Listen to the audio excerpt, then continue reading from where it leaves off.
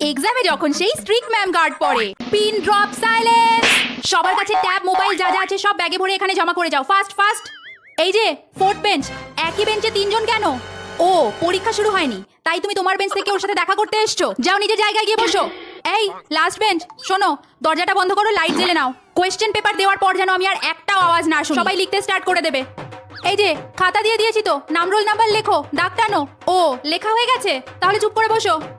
না এখন question paper দেবো না, বেল পড়তে এখনো 2.5 মিনিট বাকি। তোমাদেরও তো চিন্তা করতে হবে না। এই অদিতি, তোমার রোল নাম্বার তো 5, অত পেছনে কি করছো? সামনে এসে বসো। এই টিনা, থার্ড বেঞ্চে তো জায়গা আছে, তুমি লাস্ট বেঞ্চে বসেছো কেন? থার্ড বেঞ্চে এসে বসো। সারাক্ষণ শুধু চিট করার চিন্তা। কারো কাছে স্মার্ট ওয়াচ, পেন্সিল বক্স বা অন্য কিছু নেই তো? থাকলে এক্ষুনি জমা করে যাও। এক্সাম চলাকালীন যদি কারো কাছে কিছু পাই আমি কিন্তু খাতা ক্যান্সেল করে দেবো। এই বেল পড়ে গেছে, চলো কোয়েশ্চেন পেপার দেবো। এই আর সবাই শোনো, ফাইনাল বেল পড়ার 5 মিনিট আগে কিন্তু খাতা নিয়ে নেবো। চলো চলো তাড়াতাড়ি করে করো, আর কেউ চিট করবে না বলে দিচ্ছি। লাস্ট বেঞ্চ, মাথার পেছনেও চোখ আছে আমার।